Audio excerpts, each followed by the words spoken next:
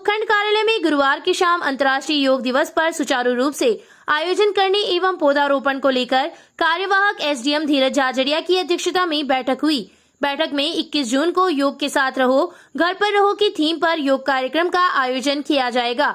इस कार्य के लिए संबंधित सभी अधिकारियों को लोगों को अधिक से अधिक प्रेरित करने के लिए कहा गया।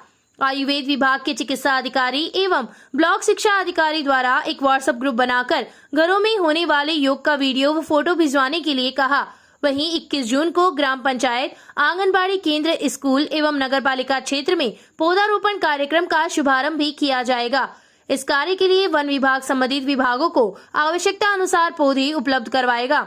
बैठक में बीडीओ दलीप कुमार, ब्लॉक मुख्य चिकित्सा अधिकारी हेमंत माटोलिया, डॉक्टर लीलाधर शर्मा, मुख्य ब्लॉक शिक्षा अधिकारी विक्रम सिंह चौहान, सहायक अभियंता वाटरशेड नागरमल शर्मा, योग प्रशिक्षक पवन कुमार जोशी, प्रभुदयाल राज पुरोहित, कंचन शर्मा, ईओ डॉक्टर सहदेव चारण, महेश अजारीवाल, सुशील कुमार सहित कई लोग उपस्थित थे। राज्य सरकार द्वारा रतनगढ़ क्षेत्र में 11 माह में 5 उपखंड अधिकारी बदले गए हैं। बार बार एसडीएम के बदले जाने पर लोगों के काम प्रभावित हो रहे हैं। उपखंड कार्यालय से मिली जानकारी के अनुसार गौरव सैनी का 20 जुलाई 2020 को यहां से स्थानांतरण होने के बाद 4 एसडीएम आए और उनका स्थानांतरण भी हो गया। सैनी के यहां से जाने के बाद 5 अगस्त 2020 तक दानाराम कार्यवाहक एसडीएम रहे। उसके बाद अनिल कुमार ने कार्यभार संभाला तथा 6 जनवरी 2021 को उनका स्थानांतरण हो गया। उसके बाद रामअवतार कुमावत पद स्थापित हुए और करीब 40 दिनों के बाद उनका भी स्थानांतरण हो गया। 19 फरवरी 2021 को शिवपाल जाट पद स्थापित हुए तथा 15 जून 2021 को उनका भी स्थानांतरण हो गया। लेकिन जाट की जगह बुधवार तक तहसील में नया एसडीएम नहीं आया और वर्तमान में तहसीलदार धीरज झाझड़िया कार्यवाहक एसडीएम के रूप में कार्य कर रहे हैं। उपखंड मुख्यालय पर 11 माह में 5 एसडीएम का बदला जाना चर्चा का विषय बना हुआ है। जालान कॉलेज के पीछे गुरुवार सुबह 8 माह का बालिका भ्रूण मिला।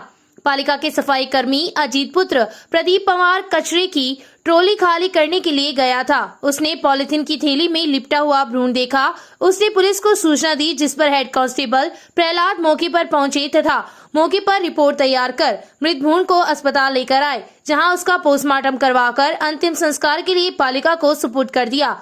पुलिस ने सफाई कर्मी की रिपोर्ट पर अज्ञात के खिलाफ मुकदमा दर्ज किया है।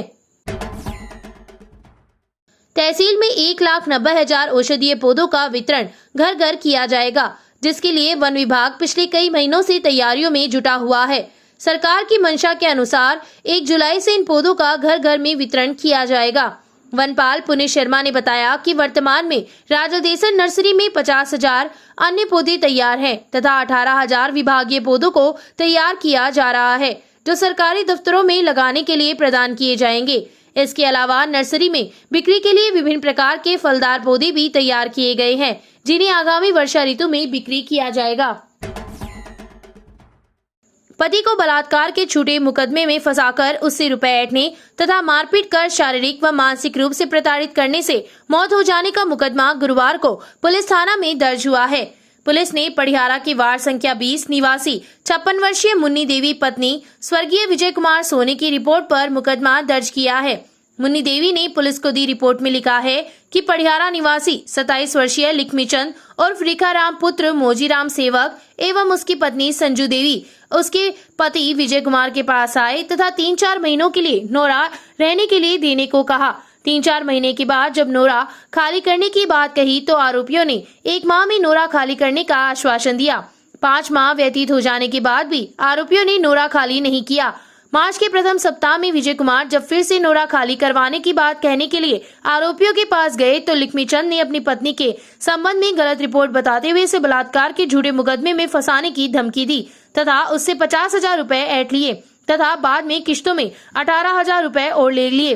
उसके बाद 10 अप्रैल की रात षड्यंत्र पूर्वक आरोपियों ने विजय कुमार को नौरे में बुलाया तथा कमरे में बंद कर उसके कपड़े उतरवाकर शरीर पर लाल मिर्च डाल दी तथा मारपीट की। इस दौरान आरोपियों ने विजय कुमार के गले में पहनी भी 1.25 लाख रुपए की सोने की चैन भी छीन ली। नौरे से जब विजय कुमार घर आया तो वह शारीरिक व मानसिक रूप से प्रताड़ित था और उसकी तबीयत बिगड़ गई।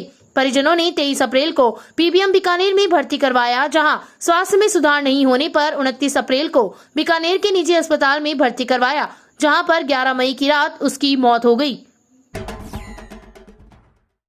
राजकीय वन विभाग कार्यालय में समाज सेवी व पर्यावरण प्रेमी शिक्षक बाबूलाल तुनगरिया के द्वारा मरुस्थलीकरण और सूखा रोकथाम अभियान के तहत कार्यालय परिसर में वनपाल पुनीत शर्मा व नायब तहसीलदार सुभाष कुलेरी के सानिध्य में पौधारोपण कर विश्व मरुस्थलीकरण और सूखा रोकथाम दिवस मनाया गया।